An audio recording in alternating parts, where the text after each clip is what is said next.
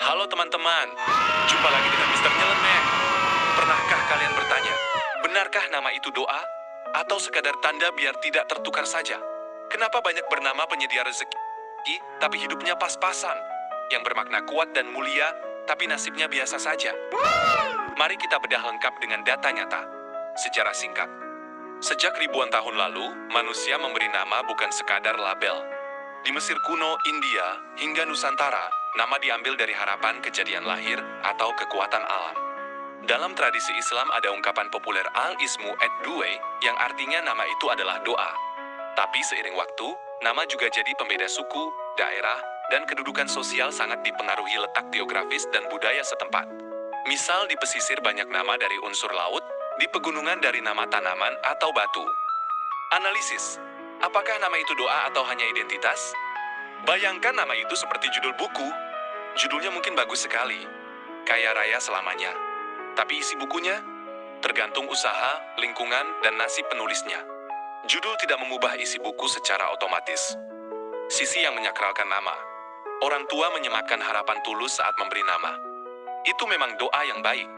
Secara psikologis, bisa memotivasi pemiliknya berusaha hidup sesuai makna namanya. Menjadi identitas budaya dan warisan keluarga yang kuat, fakta di lapangan, dan data statistik.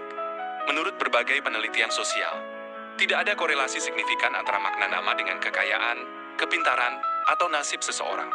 Faktor yang menentukan lebih banyak dari genetika, pendidikan, lingkungan ekonomi, dan kerja keras bukan arti namanya.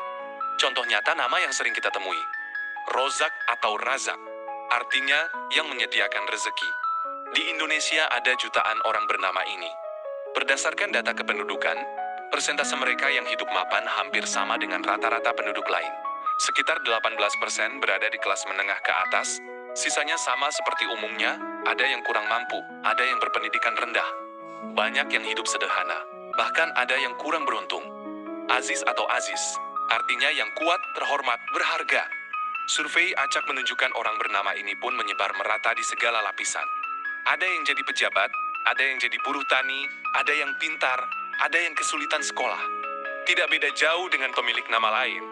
Fakta pemenang Nobel, sejak 1901 sampai 2025, sudah ada lebih dari 950 penerima dari berbagai negara.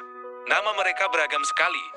Mulai dari nama bahasa Ibrani, Eropa kuno, nama tempat, bahkan ada yang nama keluarga yang asalnya sekadar sebutan pekerjaan atau ciri fisik, banyak sekali yang maknanya biasa saja atau tidak ada makna khusus sukses. Ada yang bernama Einstein, Curie, sampai nama-nama lokal Jepang, Afrika, dan Arab yang beragam maknanya.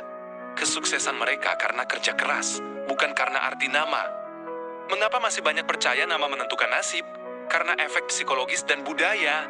Kita lebih mudah ingat kasus yang cocok. Lihat si A bernama sukses. Dia jadi kaya, tapi lupa ribuan orang bernama sama yang tidak berhasil.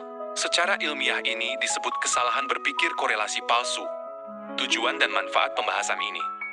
Tujuannya, agar kita tidak salah fokus. Jangan berharap cukup dengan memberi nama indah tanpa usaha nyata. Manfaatnya, 1. Lebih tenang memilih nama bebas saja asal bagus didengar dan mudah diingat. 2. Tidak mengejek orang karena nama yang dianggap kurang baik. 3. Fokus membesarkan anak dengan pendidikan dan akhlak, bukan bergantung pada kekuatan nama semata. Kesimpulan, teman-teman sekalian, nama itu awalnya memang wadah doa dan harapan. Tapi pada dasarnya hanyalah identitas, label, atau tanda biar tidak ketukar. Doa itu ada saat diucapkan dengan hati tulus. Tapi nasib dan watak seseorang tidak ditentukan oleh rangkaian huruf, melainkan dari usaha sendiri, lingkungan, dan kehendak Tuhan. Seperti kata penyair legendaris Shakespeare, mawar dengan nama lain pun wanginya tetap sama.